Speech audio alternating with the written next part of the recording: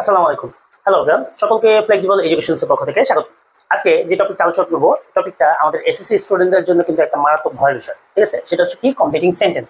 Completing সেন্টেন্সে আমাদের কয়েকটা প্রবলেম হয়। সেটা হচ্ছে যে স্যার অনেকগুলো রুলস, স্যার আমরা হচ্ছে ভোকাবুলারি মনে রাখতে পারি না, বাবা কোন ভোকাবুলারি ইউজ করবো সেটা আমরা জানি না। গ্রামাটিক্যাল রুলস তো পরের বিষয়।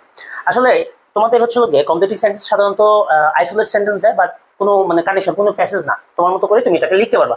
প্যাসেজ সেন্টেন্স গুলো এইচএসসি দেরকে থাকে, তারা হচ্ছে যে সেন্টেন্স আছে তার সাথে মিলাইয়া ভোকাবুলারি অ্যাড করতে হয়। তো ওইটা একটু কষ্ট হয়ে যায়। কিন্তু তোমাদের জন্য যেটা হচ্ছে তোমাদের কিন্তু কোনো আইসোলেট সেন্টেন্স, মানে তোমাদের কিন্তু প্যাসেজ কোনো সেন্টেন্স নাই, তোমাদের হচ্ছে কি আইসোলেট সেন্টেন্স। তুমি তোমার মতো করে গ্রামাটিক্যাল ইস্যুস গুলোকে সেট করতে পারলেই কিন্তু তুমি কি হবে, মানে তোমার মার্ক চলে আসবে। তো অনেক রুলস, চৌধুরী হোসেনে অনেকগুলো রুলস আছে, নবদুতে অনেক রুলস আছে, রয়্যালে অনেক রুলস আছে। স্যার কি করবো? আমি বলি টেস্টের আগে তুমি এই 5টা রুলস দেখে যাও। 5টা রুলস যদি তুমি প্রপারলি দেখে যেতে পারো, তাহলে কিন্তু টেস্ট পরীক্ষায় তুমি সবার থেকে আগে থাকবা।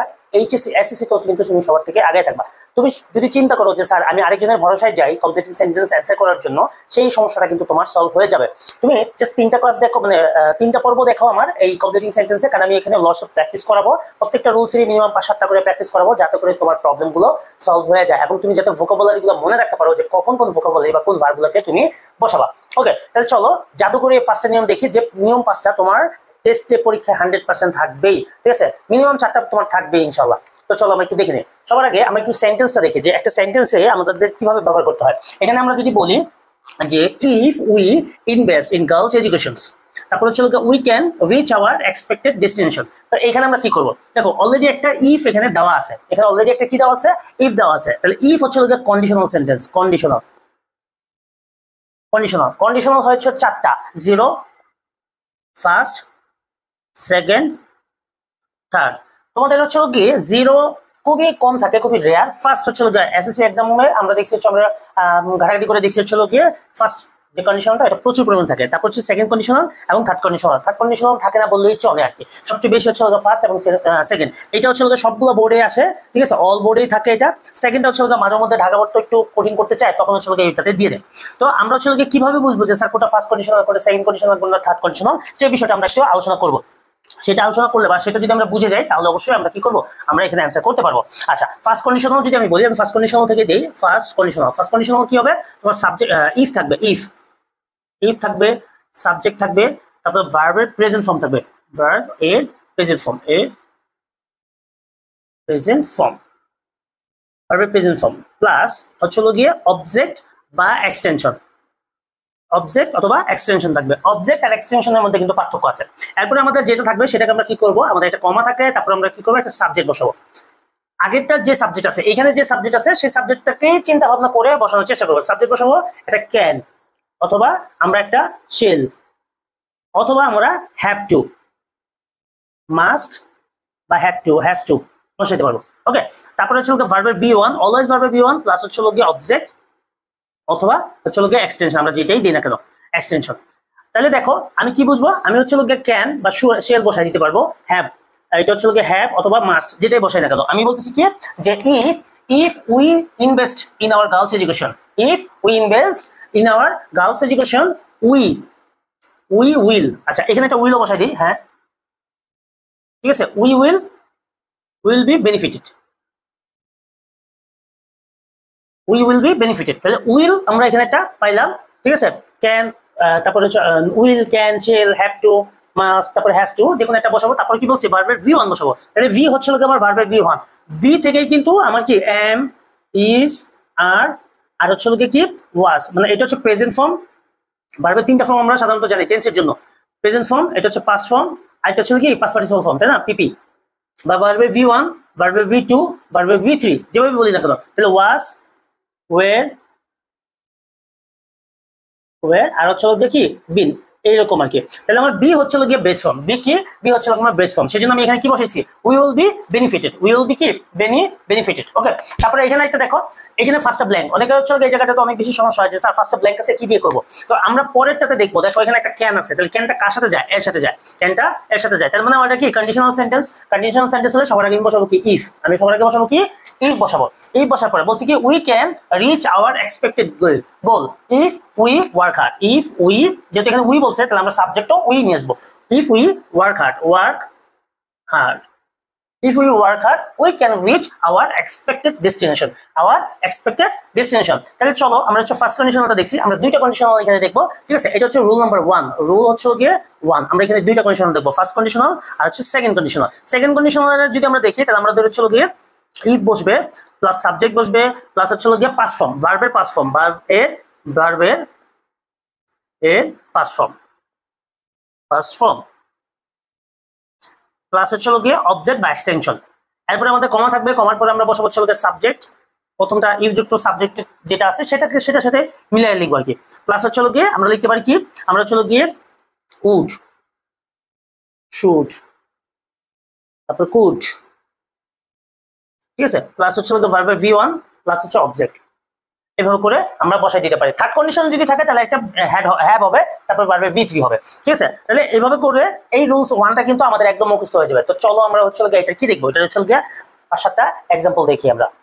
কিছু প্র্যাকটিস দেখে নিই। আমরা হচ্ছে কন্ডিশনাল প্র্যাকটিস গুলো দেখবো। আমরা হচ্ছে এই লাইনে আমাদের যে কন্ডিশনাল ছিল ফার্স্ট কন্ডিশনাল এবং সেকেন্ড কন্ডিশনাল, এই দুটোর উপরে কিন্তু আমরা সবগুলো প্র্যাকটিস দিয়েছি এবং এগুলো হচ্ছে বোর্ড কোশ্চেন। হ্যাঁ, বোর্ড কোশ্চেন আমরা এখান থেকে দিয়েছি। আমরা কিন্তু এটার উপরে যদি আমরা এটা প্রপারলি প্র্যাকটিস করতে পারি, একটু বুঝে প্র্যাকটিস করতে পারি, তাহলে কিন্তু তোমার পরবর্তীতে এক্সট্রা কোডে পড়ার প্রয়োজন হবে না। তুমি চাইলে হচ্ছে পরীক্ষা অথবা নিজের মতো করে প্র্যাকটিস করতে পারবা, প্রবলেম গুলো কিন্তু তোমার অনেক কম হবে।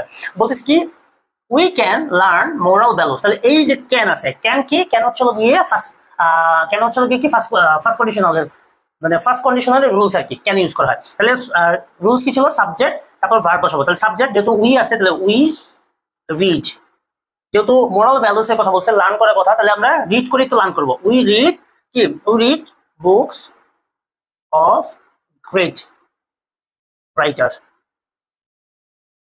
Great we read books of great writers, ঠিক আছে? তারপর হচ্ছে a student mix with evil companion, খারাপ দুষ্ট মানুষদের সাথে। if a student mixes, দেখো বারোর সাথে s by s আছে, তাহলে ক্যান বা মাস্ট হবে। if a student mix with evil companion he will suffer in long run, সে ভবিষ্যতে অনেক পরিমাণে ভুক্তভোগী হবে। If you want to build up your career, এই যে you want present form, you হচ্ছে সেকেন্ড পারসন, সেজন্য হচ্ছে এখানে ভার্বের সাথে s by s হয় না, আর এই স্টুডেন্ট হচ্ছে থার্ড পারসন, সেজন্য ভার্বের সাথে s by s যুক্ত হয়েছে। তাহলে if you want to build up your career, তাহলে কি হবে, যেহেতু you আছে you have to work hard। তোমরা কি দিতে চাও সেটা অবশ্যই আমাকে কমেন্ট সেকশনে জানাও, যে স্যার এটা আমি আমার মতো করে দিতে চাচ্ছি, অবশ্যই তুমি জানতে পারো। আচ্ছা, হ্যাভ টু আমরা চাইলে কিন্তু হ্যাভ টু হ্যাজ টু বসাইতে পারবো, এটা কিন্তু আমি স্ট্রাকচার দিয়ে দিয়েছি। If we follow the rules of কি health, if we follow the rules of health, তাহলে উই উইল কি will be healthy and wealthy, will be healthy and wealthy.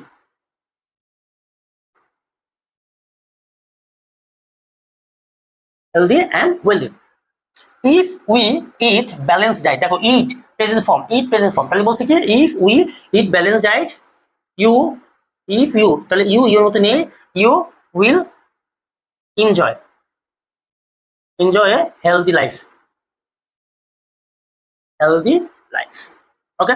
তারপর হচ্ছে if you visit Rajshahi, present form Bogura and Dinajpur, if you visit Rajshahi, Bogura and Dinajpur. আচ্ছা, তার আগে একটু বলে নিই, যদি আবার বলি, যদি ইফ থাকে, ইফ এর পরে ভার্ব কোনটা আছে সেটাকে আমাকে লক্ষ্য রাখতে হবে, যে কোন ভার্বটা এখানে দেওয়া আছে। যদি প্রেজেন্ট থাকে তাহলে আমি ক্যান, কুড, শুড অথবা হ্যাভ টু, হ্যাজ টু বসাইতে পারি, আর যদি পাস্ট ফর্ম থাকে তাহলে ক্যান, কুড, শুড, উড এগুলো আমরা কি করতে পারি, এগুলো বসাইতে পারি। তাহলে চলো এটা দেখি, if you visit Rajshahi, Bogura and Dinajpur, if you visit Rajshahi, Bogura and Dinajpur, you will see lots of garden of mango trees, okay? তারপরে চলো if a man doesn't take rest after a work, if a man doesn't take, দেখো does, man হচ্ছে third person singular number, সেজন্য এখানে কিন্তু does আসছে। a man doesn't take rest after a work, তাহলে কি হবে, he will be bored, he will be bored, ওকে?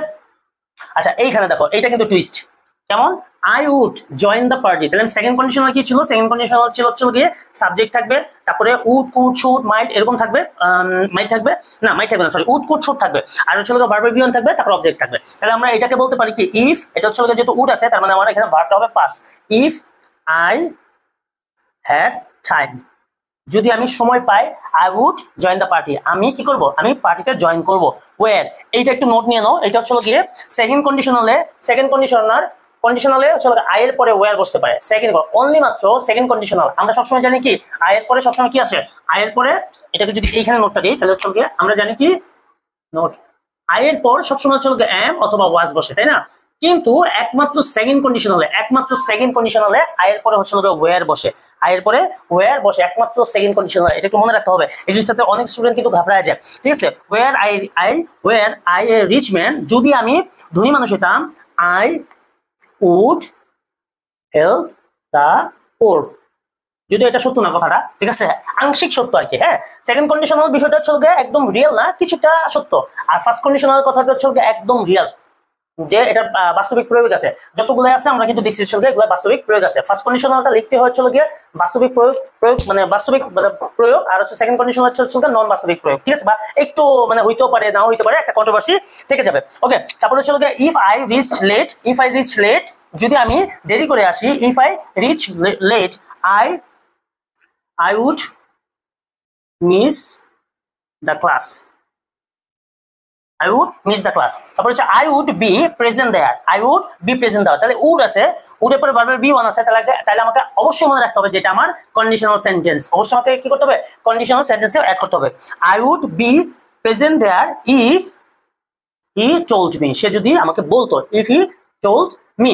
তাহলে কন্ডিশনাল সেন্টেন্স কিন্তু এই পর্যন্ত আমরা এই প্র্যাকটিসগুলো যদি প্রপারলি করি, এবং তোমাদের যদি কোনো কোশ্চেন থাকে অবশ্যই আমাদের কমেন্ট সেকশনে জানাও, যাতে করে হচ্ছে আমি এগুলোর অ্যান্সার করতে পারি। তো চলো আমরা চলে যাই রুল নাম্বার 2 তে।